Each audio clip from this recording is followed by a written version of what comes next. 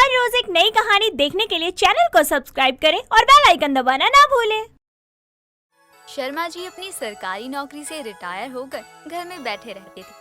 पूरे दिन घर में बैठे बैठे वो परेशान होने लगे थे। तभी वो मोहल्ले के बाहर किराने की एक बड़ी सी दुकान खोलता है। उसका पूरा परिवार इस बात से अनजान था। दुकान के मुहूर्त वाले दिन वो अपने बेटे अनिकेत, बहू मालिनी, पत्नी शांति के साथ मुहूर्त वाली जगह पर पहुंचता है। मोहल्ले के बाहर किराने की इतनी बड़ी दुकान देखकर सभी हैरान थे। पापा, ये इतनी बड़ी दुकान किसकी है? बहुत माल है इसमें तो। दुकान खोलने के लिए तो बहुत पैसा लगा होगा, लेकिन जिसकी भी है ये दुकान, बहुत पैसा कमाता होगा वो। हाँ, ये बात आपने बिल्कुल सही बोली है अनिकेत जी, क्योंकि हमारे आसपास के मोहल्ले में कोई अच्छी किराने की दुकान भी नहीं है, तो ज्यादा से ज्यादा लोग इसी दुकान पर आएंगे। जिसने भी दिमाग लगाया है ना, बहुत अच्छा दिमाग लगाया है। वन टाइम इन्वेस्टमेंट है, उसके बाद आराम से बैठ कर खाओ। क्या बात है माँ, आज तो आपने इंग्लिश का वर्ड यूज किया, सुनकर मजा ही आ गया एकदम से। क्यों नहीं करूँगी इंग्लिश का शब्द यूज? आखिरकार एक इंजीनियर की माँ हूँ मैं, मुझे उसकी भी इज्जत का ख्याल रखना है। माँ, आप जैसी भी हो, आप मेरी दुनिया हो। और माँ, आपको बदलने की कोई जरूरत नहीं है, मैं हमेशा आपके साथ हूँ। अच्छा, अब अगर तुम माँ बेटे का भरत मिलाप खत्म हो गया हो, तो जिस काम के लिए आए हैं वो काम कर ले हम लोग। हाँ ससुर जी, ये बात तो मेरे मन में कब से चल रही है कि मुहूर्त किसी और दुकान का है, तो हम लोग यहाँ क्यों आए हैं? हम लोग उन्हें जानते हैं क्या? अरे थोड़ा सा सब्र करो, मोहल्ले वाले आने वाले होंगे।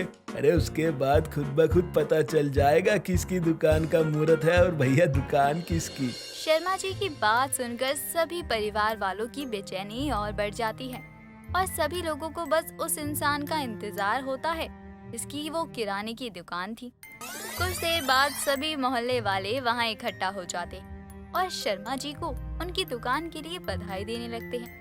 ये सब देखकर शर्मा के परिवार वालों का सर घूम जाता है और उन्हें कुछ समझ नहीं आता। पापा, ये सब मोहल्ले वाले आपको बधाई क्यों दे रहे हैं? ये बधाई तो इनको उन्हें देनी चाहिए जिनकी ये किराने की दुकान है। हाँ ससुर जी, अनिकेत जी बिल्कुल सही कह रहे हैं। अब बता दीजिए ये क्या माजरा है, हमें तो कुछ समझ में ही नहीं आ रहा है। जी बोलिए ना, मुझे लग रहा है आप हमसे कोई ना कोई बात जरूर छिपा रहे हैं। बताइए क्या बात है? सभी लोगों की बातें सुनकर शर्मा जी जोर जोर से हंसने लगते हैं और अपनी पत्नी शांति का हाथ पकड़कर दुकान के सामने लेकर आते हैं और रिबन कटवा कर दुकान का मुहूर्त करवाते हैं। ये सब देखकर फिर सभी की आंखें खुल जाती हैं। अरे अभी तो तुम्हें समझाने की या बताने की जरूरत है कि ये दुकान हमारी है। आप सच कह रहे हैं पापा, ये दुकान अपनी है? हाँ बेटे, ये दुकान अपनी है। मैं घर पर बैठा बैठा बोर हो रहा था, फिर मैंने एक दिन पूरे मोहल्ले की और आसपास की जगह को खोजा, तो मुझे आसपास कोई अच्छी किराने की बड़ी दुकान नहीं दिखी, तो मैंने सोचा कि ये काम करना ठीक होगा।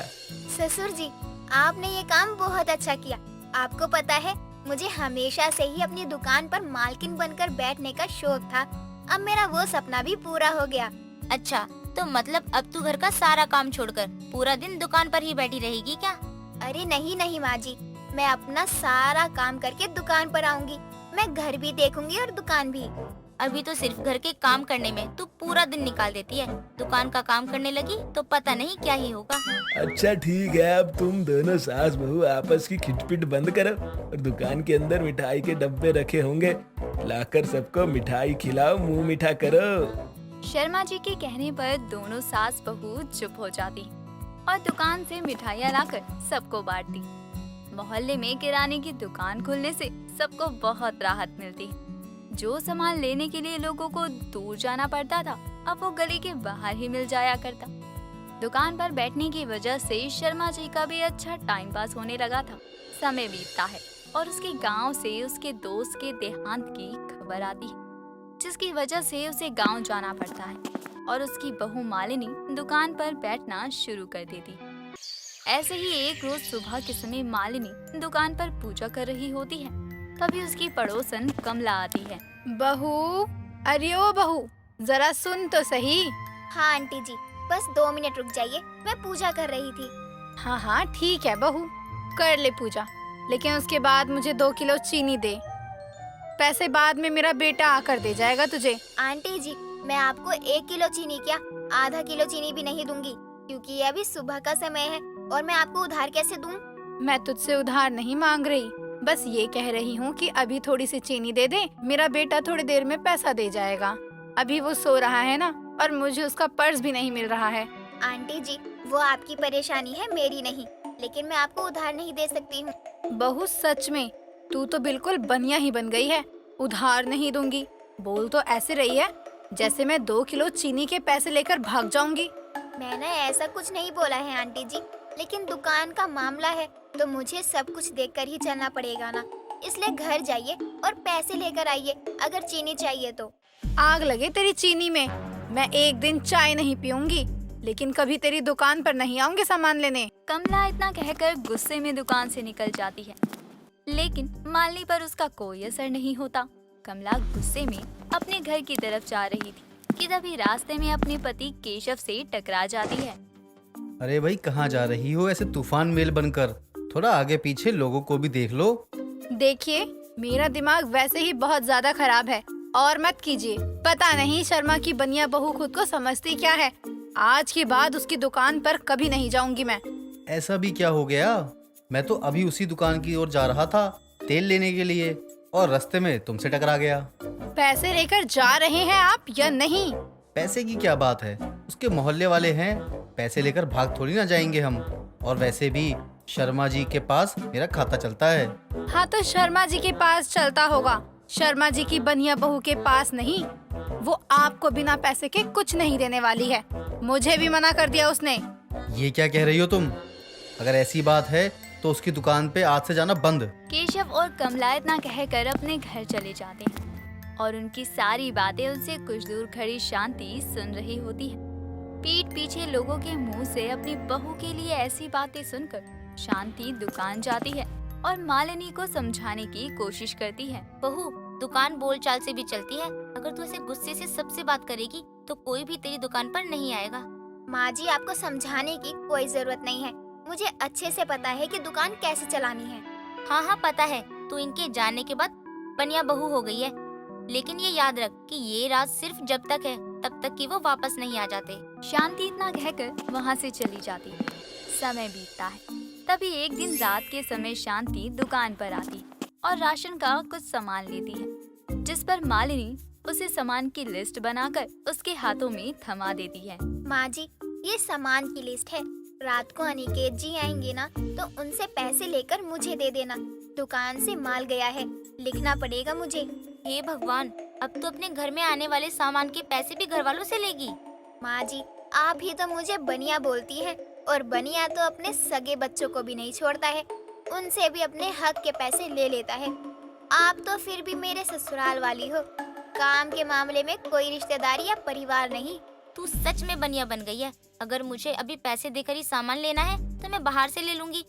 आने दे तेरे ससुर को, सारी बातें बताऊंगी कि उनकी बहू सच में बनिया बन गई है। शांति इतना कहकर सारा सामान दुकान में ही छोड़कर वहाँ से चली जाती है।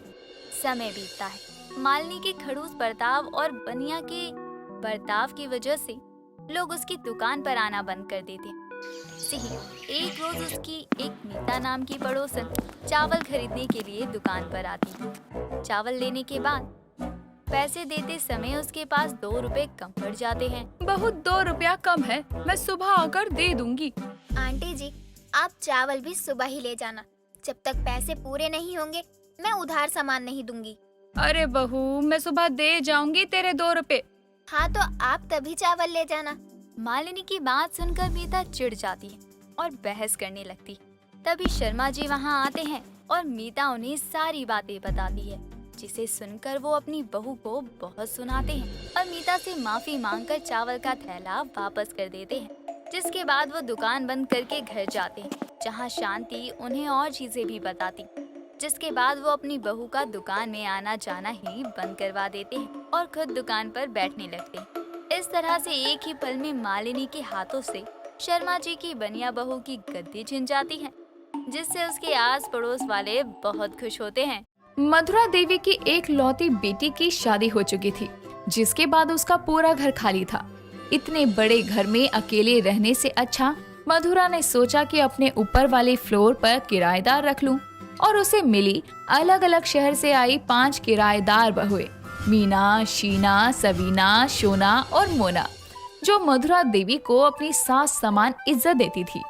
ऐसे ही एक सुबह जब मधुरा अपने सोफे पर बैठी थी तो उसकी 5 किराएदार बहुएं में से मीना उसके पास चाय लेकर आती है और बोलती है, अरे माँ जी, आप ऐसे अकेले क्यों बैठी हो? हमें बुला लेती। और ये लीजिए, मैं आपके लिए चाय लेकर आई हूँ, पी लीजिए। अरे बहू, इसकी क्या जरूरत थी? वैसे मैंने आपको अभी अभी माँ जी कह दिया, आपको बुरा तो नहीं लगा ना? वो क्या है ना, आपको देखकर अपने आप मुंह से माँ जी शब्द निकल जाता है। अरे बहू, कोई बात नहीं, मैं भी तो तुम 5 किराएदार बहुओं को बहू बोलती हूँ। मेरा कोई बेटा नहीं है, अगर होता तो तुम जैसी 5 बहुएं लाती। मधुरा की बात सुनकर उसकी दूसरी किराएदार बहू सवीना, जो कि घर के दरवाजे पर नाश्ता लिए खड़ी थी, बोलती है, वाह, फिर तो मैं भी आपको माँ जी ही बोलूंगी। वैसे माँ जी, मैं आपके लिए नाश्ता लेकर आई हूँ। वो क्या है ना, मैंने देखा था मीना दीदी चाय लेकर आ रही थी, तो मैंने सोचा मैं चाय की जगह आपको नाश्ता दे आऊँ। अरे सवीना बहू, इसकी क्या जरूरत थी? तुम दोनों भी ना। अरे मैं बना लेती हूँ खाना, इतनी बूढ़ी नहीं हुई हूँ। इतने में मधुरा की बची हुई तीनों किराएदार बहुएं भी कुछ न कुछ लेकर आती हैं और बोलती हैं, रहने दीजिए माँ जी, हमें पता है आप अपने अकेले के लिए कुछ नहीं बनाती हैं। इसलिए 5 किराएदार बहुएं आपको रोज चाय, नाश्ता, लंच, डिनर दे जाया करेंगी। अरे तुम 5 तो मुझ पर एहसान चढ़ा रही हो। कैसे उतारूंगी मैं तुम 5 किराएदार बहुओं का एहसान? बस कर दिया ना पराया। अरे नहीं, ऐसी बात नहीं है। अच्छा ठीक है, दे जाया करना, बस खुश। मधुरा की बात सुनकर 5 अपना अपना लाया नाश्ता रखकर कुछ देर में ऊपर के फ्लोर पर अपने अपने किराए के कमरे में चली जाती है।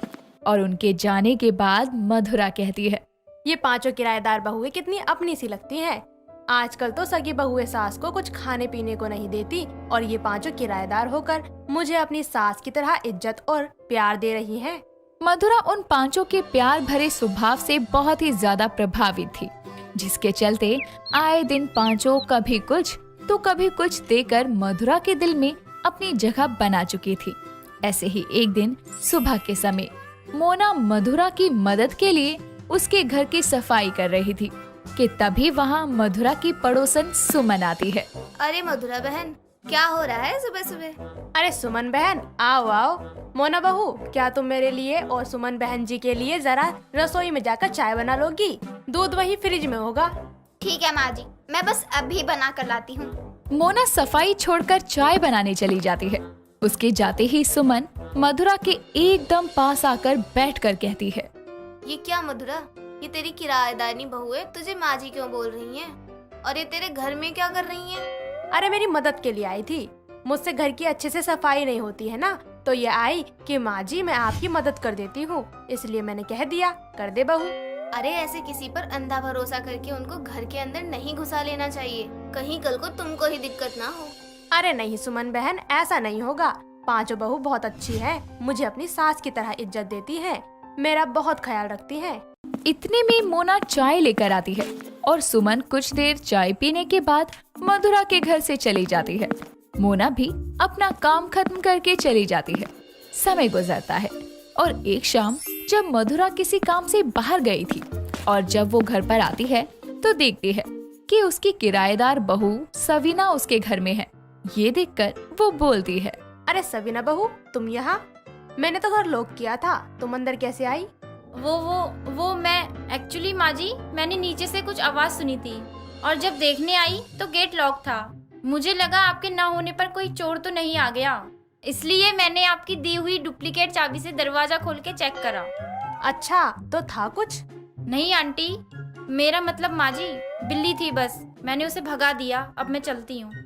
सवीना इतना बोलकर चली जाती है, जिसके बाद मधुरा एक बार घर की तलाशी लेती है और फिर खुद से कहती है, कहीं सुमन की कहीं बातें सच तो नहीं थी?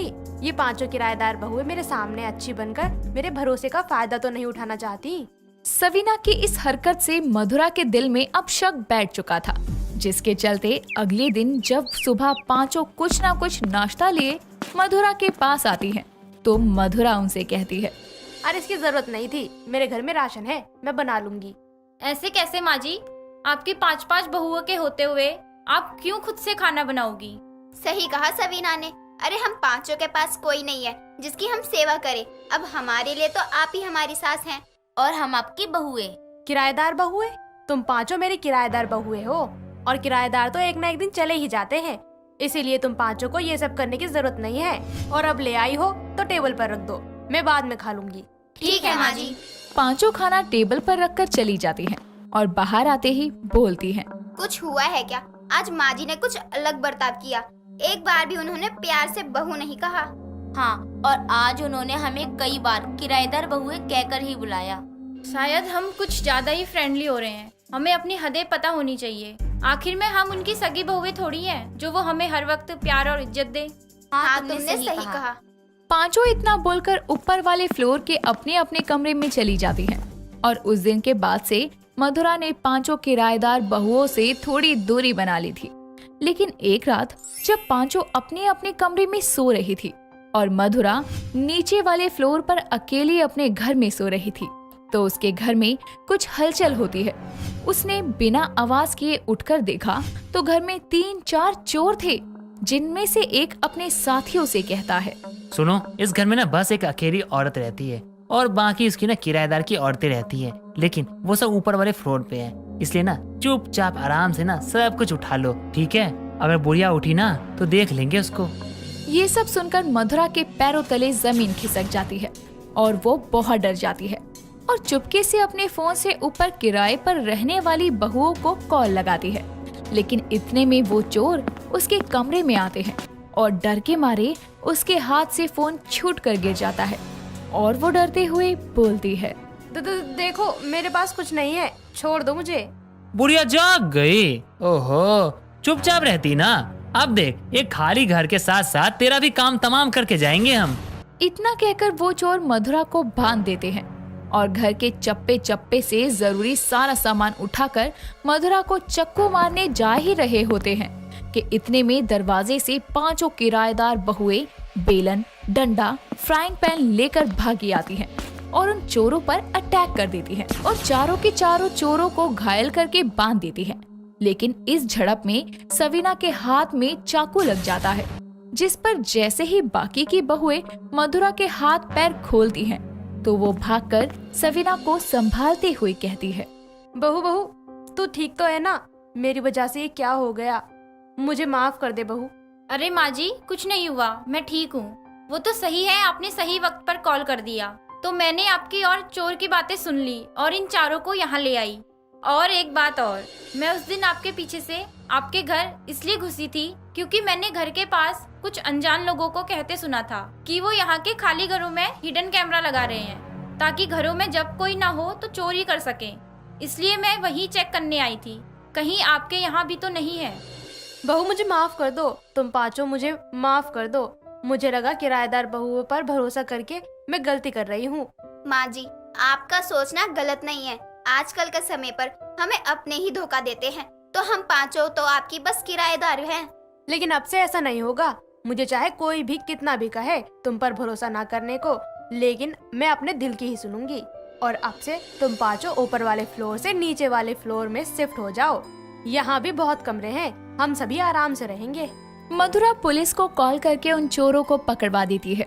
साथ ही वो अपनी पांचों किराएदार बहुओं से माफी मांगती है और अब उनके साथ एक ही फ्लोर पर एक परिवार की तरह रहने लगती है। और वो पांचों भी कभी मधुरा के साथ धोखा नहीं करती और उसको अपनी सास समान ही इज्जत और प्यार देती है। दोस्तों, अगर आपको ये कहानी पसंद आई तो इसे लाइक करें, शेयर करें और कमेंट करके बताएं कि कहानी में आपको सबसे अच्छा क्या लगा।